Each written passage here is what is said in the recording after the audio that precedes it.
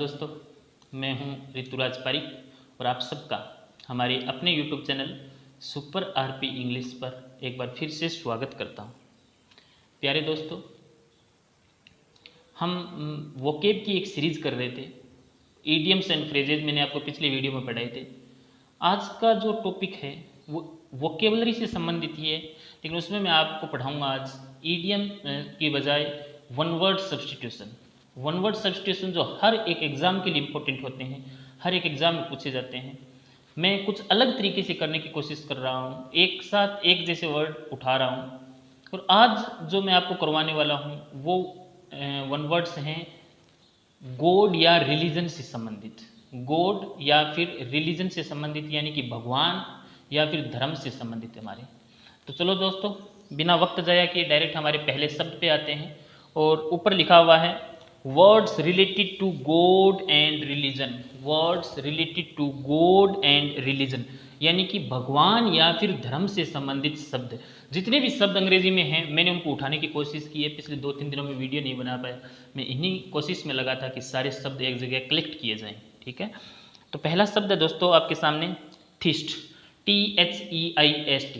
और थीस्ट शब्द का अर्थ होता है आस्तिक, यानी कि one who believes in God. One who believes in God यानी कि एक ऐसा व्यक्ति जो भगवान में विश्वास करता है।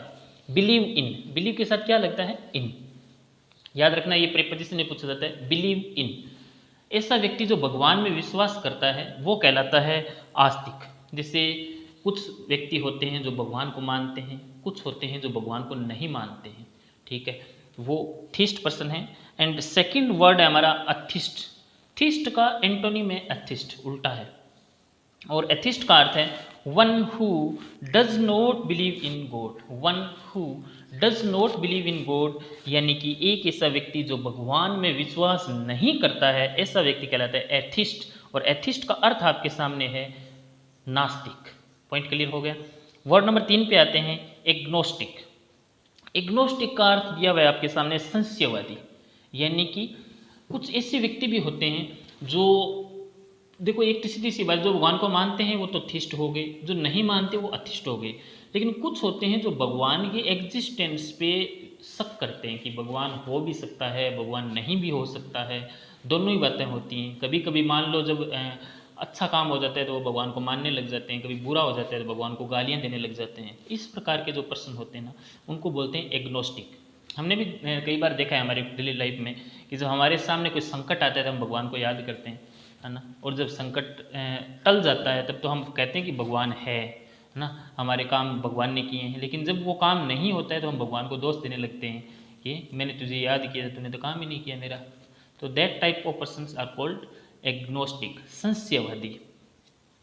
इसकी डेफिनेशन दी हुई है one who is doubtful about the existence of God.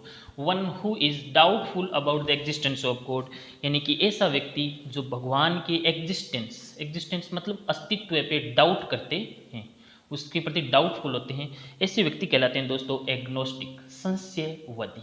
ठीक है, तो भगवान पे संशय नहीं करना चाहिए, या तो मानो या फिर मत मानो, दोनों में से एक काम करना चाहिए हमें। वर्ड नंबर 4 की तरफ बढ़ते हैं प्यारे दोस्तों, और वर्ड नंबर 4 है हमारा मोनोथिज्म। मोनोथिज्म, मोनोथिज्म का अर्थ देखो, मोनो का अर्थ क्या है? एक, और थीस्ट, ये थिज्म वर्ड है ना, ये थीस्ट से ही बना है। ठीक है, और इसका अर्थ क्या है? भगवान। ये तो हमने पहले से ही पढ़ा है, भगवान से संबंधित वर्ड है ये तो थीस्ट। थीस्ट मतलब आस्तिक। मोनोथिज्म का अर्थ क्या होता है? ऐसे व्यक्ति, ऐसा विचार कि केवल एक भगवान है, मोनोथिस्ट कहलाता है ऐसा व्यक्ति। ठीक है, केवल एक भगवान। जैसे भाई हम बोलें कि बहुत सारे देवता, बहुत सारे भगवान होते हैं, उनको हम मानते हैं, बालाजी हैं, उन्हें सारे भगवान उनको मानते हैं। लेकिन कुछ व्यक्ति होते हैं जो एकेश्वरवाद होते हैं, यानी कि राम, भगवान, अल्लाह, ईश्वर जो भी है वो सब एक है। ठीक है, तो जैसे हम साईं बाबा थे, है ना, वो बोलते थे कि ईश्वर सबका मालिक, ईश्वर एक है, ईश्वर एक है। ऐसा व्यक्ति, ऐसी विचारधारा मोनोथिज्म कहलाती है। और ऐसे जो व्यक्ति होते हैं वो मोनोथिस्ट कहलाते हैं। मोनो नाम जहाँ पे भी आए आप एक से संबंधित उसका अर्थ लगाओगे। तो हमारा शब्द है मोनोथिज्म, यानी कि worship of only one God. Worship का अर्थ क्या होता है? पूजा करना। ऑफ ओनली वन गॉड, केवल एक भगवान की पूजा करना क्या कहलाता है? मोनोथिज्म। केवल एक भगवान की पूजा करना मोनोथिज्म कहलाता है। 2 नंबर वर्ड है हमारा पॉलीथिज्म। पोली नाम आ गया, पोली का अर्थ क्या होता है? बहु, यानी बहुत ज़्यादा, एक से ज़्यादा पोली का अर्थ होता है। तो पॉलीथिज्म का अर्थ क्या होता है? एक से ज़्यादा देवताओं को मानना, एक से ज़्यादा भगवान को मानना। ऐसे कई ऐसे होते हैं ना कि भाई मुसलमानों का जो भगवान अल्लाह है वो अलग है, ठीक है, जो क्रिश्चियन का जीसस क्राइस्ट है वो अलग है, हमारा हिंदुओं के जो मर्यादा पुरुषोत्तम राम हैं वो अलग हैं। ऐसा मानने वाला या ऐसी विचारधारा पॉलीथिज्म कहलाती है कि सब अलग अलग धर्मों के अलग अलग भगवान हैं, बट है तो एक ही, है ना, ईश्वर तो सब एक है। तो polytheism means worship of many gods, बहुत सारे भगवानों को मानना, बहुत सारे भगवान की पूजा करना, that is called polytheism. Word number 6 आपके सामने है हेनोथिज्म। देखो इसमें सब में थिज्म नाम तो लगा हुआ है, इसका मतलब ये नाम जहाँ पे भी लगा हुआ आए हम उसको भगवान से संबंधित अर्थ निकालेंगे, ठीक है दोस्तों। तो 6 नंबर वर्ड हमारा हेनोथिज्म, यानी कि the worship of one God without denying the existence of other God. देखो एक बात ये है, इसका अर्थ क्या है समझो इसको ध्यान से। हिनोथिज्म मीन्स कि मैं मान लो मेरा एक भगवान मानता हूँ कि भी मेरा ये इष्ट देव है और मैं इनको मानता हूँ, लेकिन मैं ये नहीं कह सकता कि आपके जो भगवान हैं या आप जिसको मानते हो वो मेरे वाले भगवान से कमज़ोर हैं या आपके भगवान में इतनी शक्ति नहीं है। समझ रहे ना मेरी बात को?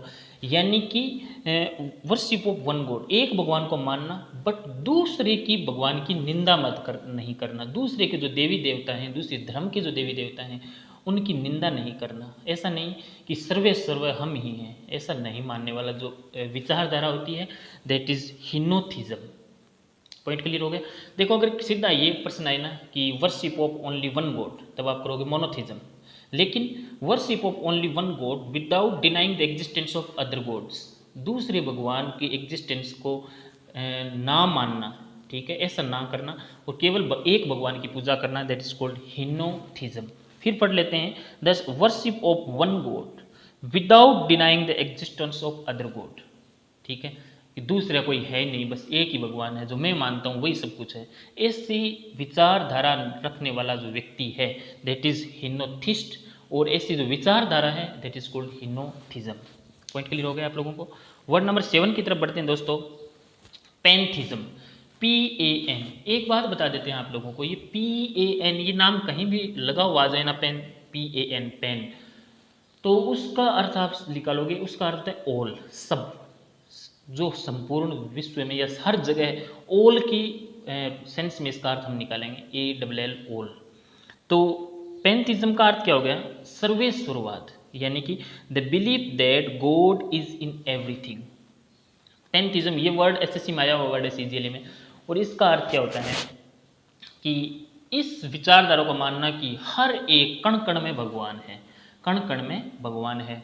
एक छोटी सी जो एक पत्थर का टुकड़ा है उसमें भी भगवान है, पेड़ पौधे हैं उनमें भी भगवान है ना, हर चीज़ इस दुनिया में जो बनी हुई है, जो जिसका एग्जिस्टेंस है उसमें भगवान है। इस विचारधारा को मानना कहलाता है पैंथिज्म, यानी पैन मतलब ऑल, सब कुछ में। बातें क्लियर हो गई? सर्वेश्वरवाद बोलते हैं इसको। The believe that God is in everything, या फिर ऐसे भी कि संपूर्ण प्रकृति पर भगवान का राज है ना, गॉड का ही राज है संपूर्ण प्रकृति पर, ऐसा मानना कहलाता है पैंथिज्म। और ऐसा मानने वाला जो व्यक्ति होता है उसे कहते हैं पैंथिस्ट, उसे क्या कहते हैं? पैंथिस्ट। पॉइंट क्लियर हो गया? नेक्स्ट वर्ड नंबर, इसी से कुछ शब्द मैंने और बनाए हैं दोस्तों, PAN पेन से, नीचे कोष्टक में लिखा हुआ है PAN और पेन कार्ड लिखा हुआ है ऑल, PAN पेन कार्ड लिखा हुआ है ऑल। इसी से कुछ शब्द मेरे दिमाग में हो रहा है वो मैंने और बना दिए। पेनेसिया, एक नाम सुना होगा आपने, पेनेसिया। पेनेसिया का अर्थ है रामबाण औषधि, यानी कि एक ऐसी दवाई जो कई बीमारियों का इलाज कर दे, दैट इज कॉल्ड पेनेसिया, ठीक है। जैसे मैं ये बोलूँ कि ये जो वीडियो है ना, ये एक जो सिंगल वीडियो है जो गॉड और रिलीजन से संबंधित हम बना रहे हैं, इस वीडियो को पढ़ के आप कोई एग्ज़ाम उठा लो, कोई भी एग्ज़ाम दे देना चाहिए आगे, ठीक है। अगर गॉड या रिलीजन से संबंधित अगर शब्द आएंगे तो वो इसी वीडियो से आएंगे। मीन्स सारे एग्ज़ाम का, बहुत सारे जितने भी एग्ज़ाम हैं उन सब एग्ज़ाम का ये एक सिंगल वीडियो जो है वो एक पेनेसिया है, रामबाण औषधि होना, ठीक है। किसी की रामबाण औषधि होना, यानी कि द रेमेडी, रेमेडी का अर्थ होता है दवाई, औषधि, फॉर ऑल डिजीजेज, इन सभी बीमारियों की जो दवाई होती है उसे कहते हैं हम पेनेसिया। पॉइंट क्लियर हो गया आप लोगों को। एक वर्ड पेनोरमा। अच्छा, अगर आप राजस्थान जीके पढ़ते हैं, क्या बोल रहा हूँ मैं, अगर आप राजस्थान जीके पढ़ते हैं तो एक पेनोरमा नाम की बुक आती है, panorama part first, panorama part second, है ना, कभी पढ़ी थी थोड़ी बहुत, राजस्थान जीके जब पढ़ा था। पेनोरमा यानी कि complete view of a place. अब उस बुक का नाम पेनोरमा क्यों है, उस बुक का नाम पेनोरमा क्यों है, इसीलिए है, उसका अर्थ समझाता हूँ। पेनोरमा का पहले अर्थ समझ लेते हैं। Complete view of a place, किसी एक स्थान का कंप्लीट व्यू यानी कि परिदृश्य उसका, इसका हिंदी में अर्थ दिया हुआ है परिदृश्य। एक इसका एक दो एग्जांपल बताता हूँ, फिर उस बुक पे आते हैं। जैसे मान लो अगर आपको आपके गांव का या आपके शहर का ओवरव्यू लेना है, ठीक है, तो आप कैसे लोगे, आप उस गांव के या उस शहर की जो सबसे ऊंची जगह है, आप उसके ऊपर जाके खड़े होकर देखोगे ना, तो आपको पूरा गांव दिखाई देगा वहाँ से, है ना। तो वहाँ से आप गांव का ले रहे हो panoramic view, panoramic view. Point clear हो गया। पेनोरमा नाम। अब देखते हैं, बुक पे आते हैं। एक सिंगल बुक, उसका नाम इसीलिए कि एक सिंगल बुक पढ़ने से आपको संपूर्ण राजस्थान का पेनोरमिक व्यू मिल जाता है। इससे पेनोरमिक व्यू मिल जाता है, यानी कि एक जगह खड़ा होकर सारी चीज़ें देख लेना, यानी कहने का मतलब है एक बुक को पढ़कर राजस्थान की संपूर्ण जानकारी प्राप्त कर लेना, पेनोरमा। पॉइंट क्लियर हो गया। ये नाम भी किससे बना है, पेन से, PAN। ये नाम जिसके साथ लग जाए उसका अर्थ हमेशा निकलता है ऑल से संबंधित। पेनोरमा यानी complete view of a place कर दोगे। एंड नेक्स्ट पेंडेमिक, मैंने पहले भी समझा दिया। पेंडेमिक 3 वर्ड होते हैं, एपिडेमिक, एंडेमिक एंड पेंडेमिक। ध्यान से सुन लो, एपिडेमिक, एंडेमिक एंड पेंडेमिक। इन तीनों वर्ड का जिक्र मैंने पीछे कर दिया है, पीछे के एक वीडियो में। अभी मैं आपको केवल पेंडेमिक समझाने वाला हूँ। एक ऐसी महामारी जो हर जगह फैल जाए, पेंडेमिक यानी विश्वव्यापी महामारी, है ना। फिलहाल में हाल ही में जैसे कोरोना फैला हुआ है, तो कोरोना जैसे चाइना के वुहान शहर से फैला था, और आज लगभग, है ना, विश्व के हर देश में अपनी जड़ें जमा चुका है ये, है ना। और ऐसा भी जरूरी नहीं है कि ये कब खत्म होगा, कब क्या होगा। लेकिन एक बात बता देते हैं आप लोगों को, जो आप अपना काम कर रहे हो उसे जारी रखो। अगर आप मान लो पढ़ रहे हो, किसी एग्जाम की तैयारी कर रहे हो, उसको जारी रखो। पढ़ाई को, कुछ बच्चों ने तो पढ़ाई को मतलब इस तरीके से छोड़ दिया है जैसे कि पढ़ाई कुछ थी नहीं, है ना। पढ़ाई, किताबें, ये सब कुछ चीज़ें थी नहीं कभी, इस तरीके से ऐसे पढ़ाई को छोड़ दिया है और ज़िंदगी ऐसे बिता रहे हैं आजकल, है ना, कि कोई काम नहीं करना है, घर से बाहर कोचिंग के लिए और के लिए भटकना ही नहीं है ना, और घर से बाहर निकलना नहीं है, घर पे बैठे हैं आराम से, खाना खाते हैं और कुछ काम नहीं है, नींद लेते हैं और खाना खाते हैं, है ना।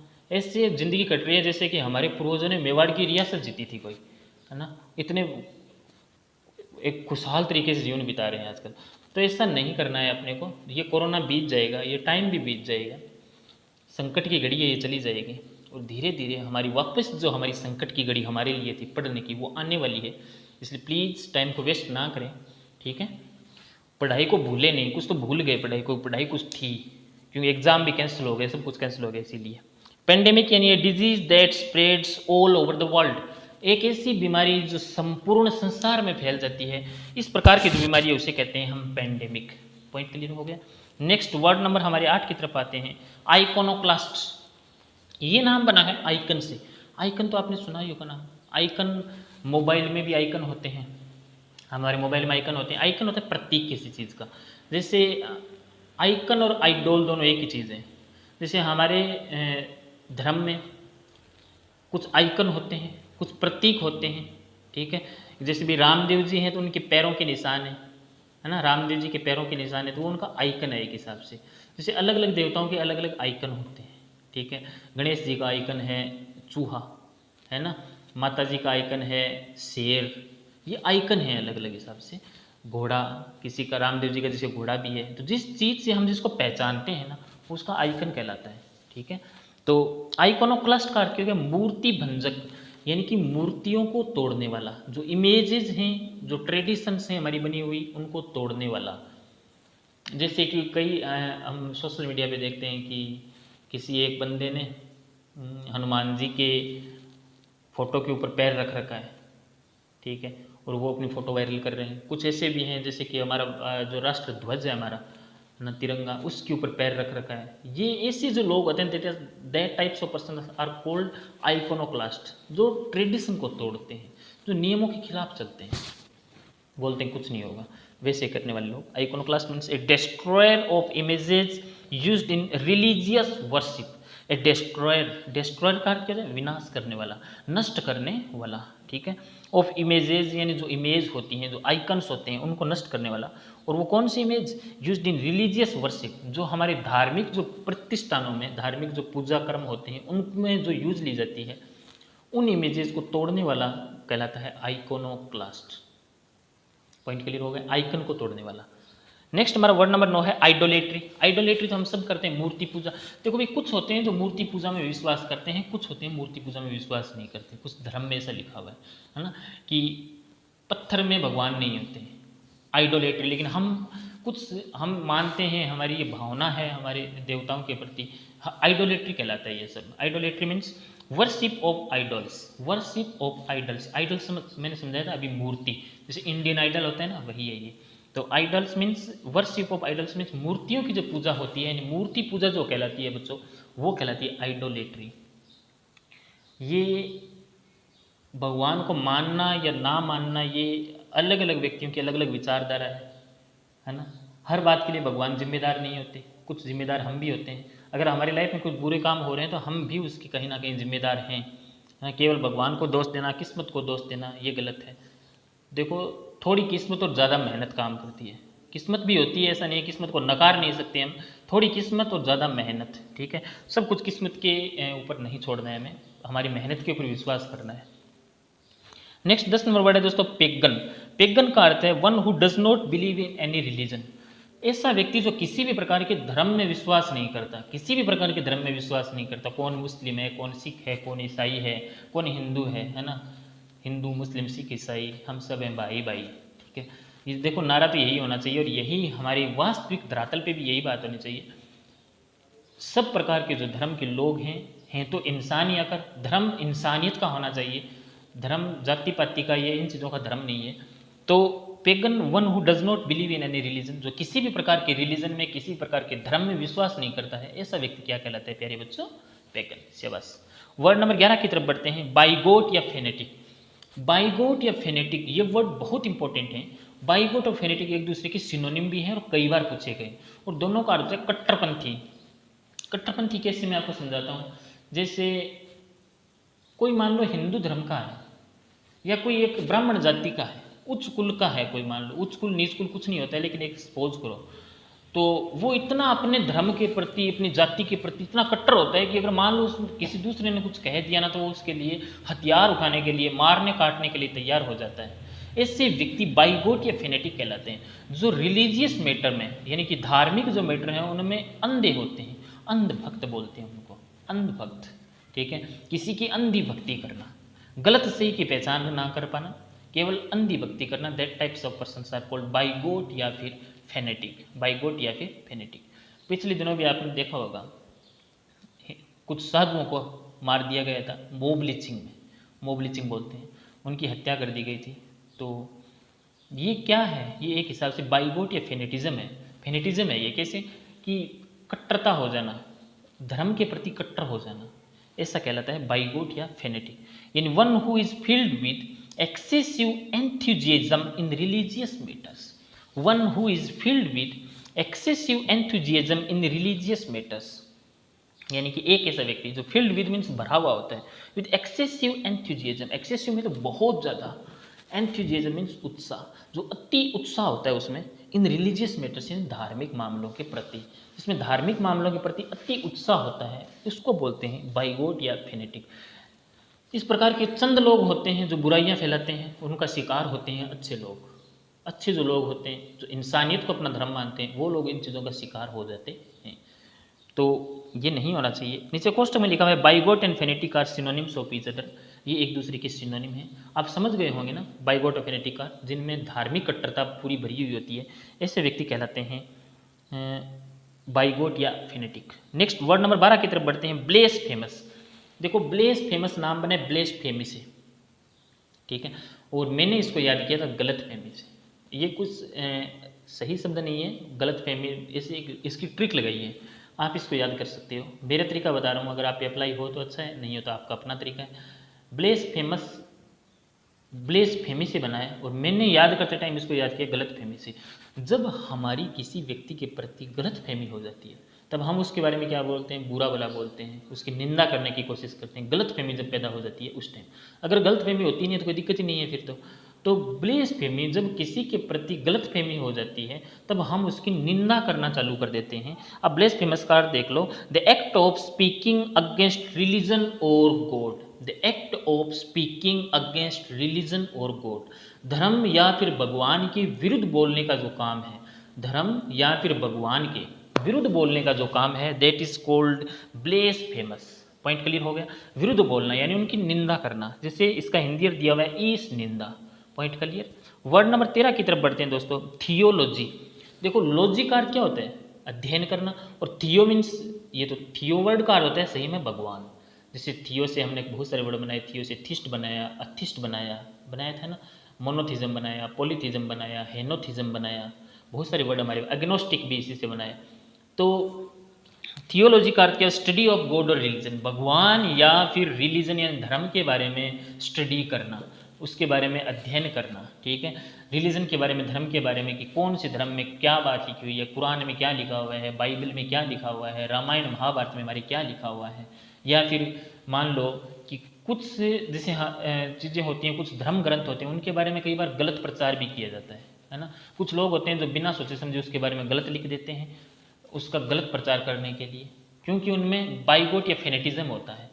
वो बाइगोट होते हैं या फेनेटिक होते हैं, कट्टर धर्मावलंबी होते हैं, इसीलिए दूसरे धर्मों को वो नीचा दिखाने की कोशिश करते हैं, तो उनके बारे में गलत प्रचार भी कई बार कर दिया जाता है।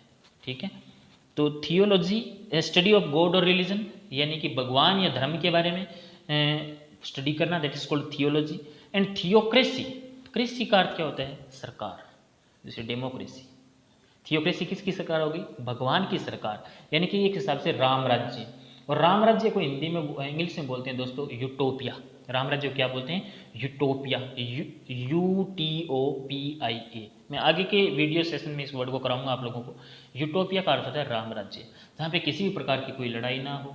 राम राज्य कैसे होते हैं, जैसे मान लो अभी कोरोना है, चल रहा है, गवर्नमेंट ने ये आदेश दिया कि सब अपने घर रहेंगे, तो क्या कर रहे हैं, पुलिस वाले आके है ना डंडे मार मार के लोगों को घर भेज रहे हैं।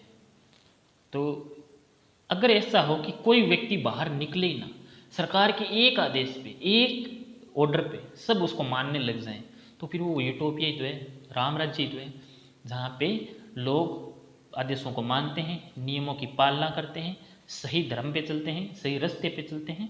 इस प्रकार की जो व्यवस्था है ये यूटोपिया है, और हमें हमारे भारत देश में यूटोपियन स्टेट की बहुत ज़्यादा ज़रूरी है। यूटोपिया बनाना है अपने भारत को, राम राज्य बनाना है जिसमें सब कुछ सुख समृद्धि हो, शांति हो। तो नेक्स्ट वर्ड है हमारा एपोस्टेट। एपोस्टेट का अर्थ कहते हैं धर्म को त्यागने वाला। कुछ ऐसे होते हैं जो मान लो जिसको हिंदू धर्म का कोई व्यक्ति है, तो जिसको हिंदू धर्म पसंद नहीं है तो वो दूसरे धर्म में चला जाता है, जैन धर्म स्वीकार कर लिया, तो वो होता है धर्म को त्यागने वाला। देखिए एक और बता देते हैं ये बात, ये रिलीजन से संबंधित आज का टॉपिक चल रहा है, तो इसको किसी भी अन्य प्रकार से इस टॉपिक को ना लिया जाए, मेरे शब्दों को किसी प्रकार से अन्य तरीके से ना लिया जाए। सब कुछ मैं टॉपिक के रिलेटेड पढ़ा रहा हूँ, अन्य बातें करने में हमारा कोई इंटरेस्ट नहीं है अभी। एपोस्टेट मीन्स स्वधर्म त्यागी, यानी अपने धर्म को त्यागने वाला। One who has changed one's faith और रिलीजन, एक ऐसा व्यक्ति हु हैज चेंज्ड, जिसने बदल लिया है, वंस फेथ मानी अपना विश्वास या फिर अपना रिलीजन, धर्म जिसने बदल लिया है, अपना फेथ जिसने बदल लिया है, ऐसा व्यक्ति कहलाता है एपोस्टेट। नेक्स्ट इससे संबंधित कुछ वर्ड हैं और हैं, तो मैं करवा रहा हूँ। एक वर्ड है turn coat. Turn coat, turn का अर्थ क्या होता है, बदल लेना। कोट अपन जानते हैं, टर्न कोट का अर्थ वैसे होता है दल बदलो। ठीक है, टर्न कोट मीन्स दल बदलो, जो दल को बदल लेता है अपने। जैसे आज इसमें था, जैसे मान लो कोई ऐसा नेता जो कल कांग्रेस में था, क्योंकि कांग्रेस की सत्ता थी उस टाइम, तब तो कांग्रेस में था, अब बीजेपी में आ गया क्योंकि बीजेपी की सत्ता आ गई। कल को ऐसा हो कि कांग्रेस की सत्ता आ जाए या किसी और की सत्ता आ जाए, सरकार आ जाए, तो उसमें चला जाए। या फिर कोई हमारा दोस्त जो आज हमारे साथ है कल उसके साथ हो जाए। इस टाइप के जो पर्सन हैं that are called turn coats. इसको याद कैसे रखेंगे, कोट को बदल देना। इसको मैं एक कहानी बताता हूँ छोटी सी। एक व्यक्ति, एक चोर, पुलिस उसका पीछा कर रही है, उसने क्या किया, एक पुलिस वाले को मारा और उसकी वर्दी खुद पहन ली और पुलिस वालों में शामिल हो गया। समझ रहे हो बात को? तो उसका कोट टर्न कर लिया उसने, और कोट टर्न करते ही उसका दल बदल गया, अभी चोर था अभी पुलिस वाले दल में आ गया। टर्न कोट आया हुआ शब्द है दोस्तों, यानी one who has changed one's team, जिसने अपना टीम चेंज कर लिया है वो टर्न कोट कहलाता है, जिसने अपना धर्म चेंज कर लिया है वो अपोस्टेट कहलाता है। और एक वर्ड और है इम्पोस्टर। इम्पोस्टर का अर्थ होता है पाखंडी। पोस्ट, इसको याद रख लो, पोस्टर से, अपने मुंह पे पोस्टर किसी और का लगाए रखना। पोस्टर मतलब नकाब किसी और का लगाए रखना, ठीक है, दिखता कुछ और है कुछ और है। एक अंग्रेजी में कहावत है, वोल्फ इन शीप्स क्लोथिंग, वुल्फ इन शीप्स क्लोथिंग, यानी कि भेड़ की खाल में भेड़िया होना, भेड़ की खाल में भेड़िया होना। समझ रहे हो बात को? तो impostor means one who disguises one self as somebody else, एक ऐसा व्यक्ति जो डिस्गाइज कर लेता है। डिस्गाइज कर लेना मतलब अपने आप को छुपा लेना, रूप बदल लेना, एज समबडी एल्स, इन किसी और के रूप में। अभी जैसे मैंने एग्जांपल बताया, चोर था, उसने अपने आप को डिस्गाइज कर लिया पुलिस वाले के रूप में, तो वो एक प्रकार से इम्पोस्टर कहलाया, पाखंडी कहलाया। Point clear? वर्ड नंबर आगे 16 की तरफ बढ़ते हैं दोस्तों। कॉन्सेक्रेट एंड डिसेक्रेट, बहुत इंपॉर्टेंट वर्ड है। डिसेक्रेट एंड कॉन्सेक्रेट दोनों वर्ड एसएससी सीजीएल में कई बार पूछे गए, दोनों में कन्फ्यूजन भी रहता है, इसलिए मैं आपको लेकर आया हूँ आपके सामने। कॉन्सेक्रेट का अर्थ होता है पवित्र करना, कॉन्सेक्रेट पवित्र करना, बस इतना ही पूछा जाता है इसमें। एंटोनिम सिनोनिम पूछे जाते हैं एक दूसरे के। किसी चीज़ को पवित्र करना कहलाता है कॉन्सेक्रेट करना, ठीक है, और उसी चीज़ की पवित्रता को भंग करना कहलाता है डिसेक्रेट करना। बात क्लियर हो गई? डी नाम लग गया ना, तो डी ई जैसी लग जाता है तो उसका अर्थ हमेशा नेगेटिविटी के रूप में आ जाता है, जैसे फेम एंड डी फेम। बात क्लियर हो रही है? तो कॉन्सेक्रेट जैसे इंक्रीज और डिक्रीज, ये नेगेटिव के रूप में आ जाता है डी का अर्थ। तो कॉन्सेक्रेट मीन्स पवित्र करना एंड डिसेक्रेट मीन्स अपवित्र करना किसी चीज़ को। नीचे क्वेश्चन में दिया हुआ है, consecrate and desecrate are synonyms of each other, एक दूसरे के सिनोनिम है ये। पॉइंट क्लियर हो गए? वर्ड नंबर 17 की तरफ बढ़ते हैं दोस्तों। असेटिक, असेटिक का अर्थ है संयमी, असेटिक लाइफस्टाइल होती है कई लोगों की, संयमी यानी कि सादा जीवन, जो बहुत ज़्यादा भड़कीले नहीं होते हैं, बहुत ज़्यादा दिखावा नहीं करते हैं, अपने आप को शो नहीं करते हैं, सादा जीवन, उच्च विचार जो रखते हैं, ऐसे व्यक्ति कहलाते हैं असेटिक, संयमी जीवन जीने वाला। पॉइंट क्लियर हो गया? ठीक है, संयमी जीवन, जैसे कुछ मान लो एक ऐसा राजनेता हो जो है ना बड़े बड़े ब्रांड के कपड़े पहनता हो, बड़ी बड़ी चीज़ें पहनता हो। एक हमारे जैसे भी कोई एक नेता ऐसा भी हो जिसके 2 जोड़ी कपड़े हैं, जैसे मैं ऐसे बोलूँ कि राजेंद्र प्रसाद जो थे ना, उनकी लाइफ एक असेटिक लाइफस्टाइल थी। विवेकानंद जो थे वो एक असेटिक टाइप के पर्सन थे, है ना। स्वामी दयानंद सरस्वती जो थे असेटिक टाइप के पर्सन थे। महात्मा गांधी जो थे बहुत बड़े नेता थे, बट पहनते क्या थे, है ना, एक धोती पहनते थे, तो वो क्या थे, एक असेटिक थे। ठीक है, असेटिक मीन्स संयमी जीवन जीने वाला। One who leads an austere lifestyle, austere यानी संयम, सादा जीवन। ऑस्टियर का अर्थ क्या होता है, सादा जीवन जीने वाला व्यक्ति जो कहलाता होता है वो असेटिक कहलाता है। Point clear? नेक्स्ट देखते हैं वर्ड नंबर 18 की तरफ दोस्तों। वर्ड नंबर 18 जो है रेक्लूज। रेक्लूज का अर्थ क्या होता है, एकांतवासी, एकांतवास में चला जाना। कुछ होते हैं जो सन्यासी लोग होते हैं, संन्यास ग्रहण कर लेते हैं और एकांतवास में चले जाते हैं कहीं पे, इसको कहते हैं रिक्लूज। बहुत इंपॉर्टेंट वर्ड है। One who lives in seclusion, seclusion या आइसोलेशन एक ही बात है। सेक्लूजन एकांत कोई कहते हैं, यानी कि एकांतवास में जाने वाला जो व्यक्ति होता है दैट इज कॉल्ड रिक्लूज, यानी एकांतवासी। नेक्स्ट है 19 नंबर वर्ड सेकुलर। सेकुलर आप जानते हो, India is a secular country, हमारा भारत एक धर्मनिरपेक्ष देश है, क्योंकि एक ऐसा देश जिसका अपना कोई धर्म नहीं होता है, जिसका अपना कोई धर्म नहीं होता है, किसी विशेष धर्म का प्रचार वो सरकार या उस देश का संविधान नहीं करता है। हमारे देश की संविधान की जो प्रस्तावना है, हमारी प्रियम्बल है, उसमें लिखा हुआ है कि भारत एक धर्मनिरपेक्ष देश है, यानी कि राष्ट्र का अपना कोई धर्म नहीं है। एक का इसको बोलते हैं सेकुलर, यानी कि government not by the laws of religion, not by the laws of religion, ये धर्म के नियमों के अनुसार नहीं होती है, उसको कहते हैं सेकुलर। नेक्स्ट 20 नंबर वर्ड है दोस्तों हमारा क्रूसेड। क्रूसेड का अर्थ है धर्म युद्ध, धर्म युद्ध, क्रूसेड यानी रिलीजियस वॉर, और बहुत इंपॉर्टेंट है ये रिलीजियस वॉर। मैंने आपको समझाया था, जैसे अभी बाइगोट एफिनिटी की बात कर रहे थे, लोग इतने कट्टर हो जाते हैं कि मारने पे उतारू हो जाते हैं, या फिर धर्म के नाम पे दंगे भड़क जाते हैं, उनको बोलते हैं क्रूसेड। अखबार में वर्ड आता है ये कई बार, न्यूज़पेपर में। क्रूसेड मीन्स रिलीजियस वॉर, धर्म युद्ध, याद रखोगे ना इसको। नेक्स्ट 21 नंबर वर्ड है फेटलिस्ट। फेटलिस्ट का अर्थ होता है जो फेट में विश्वास करता है। Fate means FATE, fate means भाग्य, भाग्यवादी इंसान जो भाग्य में विश्वास करते हैं। कुछ होते हैं ना कि भाई जो भाग में लिखा है वो मिल जाएगा, पढ़ने लिखने से तो क्या होता है, ज़्यादा पढ़ के ये वीडियो देख के क्या करना है हमें। कुछ ऐसे टाइप के पर्सन होते हैं जो भाग्य में ज़्यादा विश्वास करते हैं, उनको कहते हैं फेटलिस्ट। ठीक है, भाग्य में विश्वास करना है लेकिन पहले करना है मेहनत पे विश्वास। ठीक है, भाग्य आता है लेकिन भाग्य कब लिखा जाता है, किसी भी इंसान का भाग्य लिखा जाता है उसकी मेहनत को देखकर, उसकी मेहनत को आधार मानकर उसका भाग्य लिखा जाता है। इसलिए जैसी मेहनत करोगे वैसा भाग्य लिखवा लोगे अपना। ठीक है, fatalist in one who believes in fate, जो फेट में विश्वास करता है, जो भाग्य में विश्वास करता है, ऐसा व्यक्ति कहलाता है फेटलिस्ट। वर्ड नंबर 22 की तरफ बढ़ते हैं दोस्तों, मोनेस्टेरी। और मोनेस्टेरी का अर्थ होता है मठ। मोनेस्टेरी मीन्स मठ, यानी कि a place where monks live, a place where monks live. Monk का अर्थ जानते हो, जो साधु संत होते हैं। मठ तो नाम सुना होगा आपने, मठ भी सुना होगा, मठाधीश भी सुना होगा। यानी a place where monks live, जहाँ पे साधु रहते हैं उसको बोलते हैं मोनेस्टेरी, MONASTERY, मठ। एंड वर्ड नंबर 23 है हमारा साइनेगोग। साइनेगोग का अर्थ होता है यहूदी जो लोग होते हैं। ठीक है, जो ज्यूज होते हैं, आपने इंग्लिश लिटरेचर में ये इन ज्यूज का बहुत जिक्र आता है, यहूदियों का। तो हमारे देश में नहीं है यहूदी धर्म, बाहर का धर्म है ये, विदेश कोई अन्य देश में। तो जहाँ जैसे हमारे हिंदुओं का जो पूजा स्थल होता है वो कहलाता है मंदिर, मुसलमानों का जो होता है वो कहलाता है मस्जिद, ईसाइयों का जो होता है वो कहलाता है चर्च।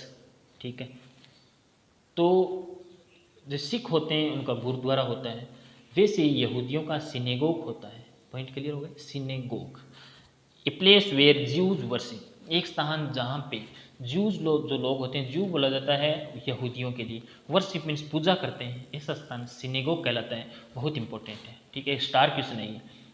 नेक्स्ट वर्ड नंबर 24 है। 24, 25, 26 और 27 चार वर्ड आपके सामने आए हैं और इन चारों का अर्थ लिखा है मैंने केवल, क्योंकि केवल इनका अर्थ ही आपको ध्यान में रखना है, खास इंपॉर्टेंट नहीं है, लेकिन धर्म से संबंधित थे तो मैंने उठा लिए। री इनकारनेशन, री इनकारनेशन का अर्थ क्या होता है, अवतार लेना। री नाम आ गया ना, RE, और री का अर्थ हम जानते हैं पुनः, दोबारा, है ना। रीट्राई हमने सुना है, रीट्राई मीन्स दोबारा ट्राई करो, रीट्राई करना किसी के लिए, रीडायल करना। ठीक है, तो जैसे छोटे थे ना, जब वो एक इनाम वाली पूड़ी आती थी, उसमें जैसे इनाम देने के लिए कि इनाम क्या निकले, उसमें जो चीज़ आती थी खाने के लिए, उससे ज़्यादा हमारा उत्साह रहता था कि इसके अंदर है क्या, इनाम क्या है। उसमें कई बार लिखा होता था ट्राई अगेन या रीट्राई, दोबारा ट्राई करो पुनः, अगर हमारी किस्मत खराब होती थी तो री इनकारनेशन का अर्थ हो गया अवतार। वर्ड नंबर 25 है एटॉनमेंट। एटॉनमेंट होता है किसी चीज़ का पश्चाताप करना, एटॉनमेंट, एटॉन करना किसी चीज़ का, जैसे पाप कर दिया और पाप करने के बाद पश्चाताप करना। सौ चूहे का बिल्ली हज को चली, सौ चूहे खा बिल्ली हज को चली, वो अटॉनमेंट कर रही है, अपना पश्चाताप, प्रायश्चित करना। ठीक है, लेकिन कुछ पाप ऐसे होते हैं जिनका कोई प्रायश्चित होता नहीं है। साल्वेशन, वो पाप कौन से होते हैं बता देते हैं। समय रहते ना पढ़ना, समय रहते ना सतर्क होना, समय रहते किताबों को ना उठाना, ये पाप ऐसे होते हैं जिनका कोई प्रायश्चित नहीं होता है आगे जाकर, हम किसी भी प्रकार के उनको सुधार नहीं सकते जो समय बीत जाता है उसके बाद। इसलिए ऐसा पाप ना करें, ऐसे सिनर ना बने जिसका कोई प्रायश्चित ना हो। ठीक है, नेक्स्ट वर्ड है साल्वेशन। साल्वेशन का अर्थ है मुक्ति। साल्वेशन मीन्स मुक्ति, मुक्ति पा लेना, मोक्ष पा लेना। एंड वर्ड नंबर 27 हमारा पिलग्रीमेज। पिलग्रीमेज का अर्थ होता है धर्म यात्रा, तीर्थ यात्रा। हाँ, है ना, हमारे जो हमारे जो पेरेंट्स हैं या फिर जो बुजुर्ग जो लोग हैं वो तीर्थ यात्रा पे जाते हैं, पिलग्रीमेज पे जाते हैं। ठीक है, इसको कहते हैं पिलग्रीमेज यानी धर्म यात्रा। ये हमारे 27 वर्ड थे और इन्हीं 27 वर्ड के साथ आज का हमारा जो ये सेशन है कंप्लीट होता है, जिसमें सारे मैंने गॉड और रिलीजन से संबंधित शब्द करवाए हैं। अगर आपको किसी भी शब्द में कोई दिक्कत हो तो कमेंट बॉक्स में करके पूछ लेना। ठीक है, कमेंट करके पूछना, उस शब्द के बारे में मैं आपको समझा दूंगा। आज के लिए केवल इतना ही। आई होप आपको ये शब्द समझ में आए होंगे। ठीक है, आप इनको पढ़ेंगे, नोट करेंगे, लिखेंगे तो याद हो जाएंगे। चलो मिलते हैं नेक्स्ट वीडियो में, तब तक के लिए take care, thank you, bye bye.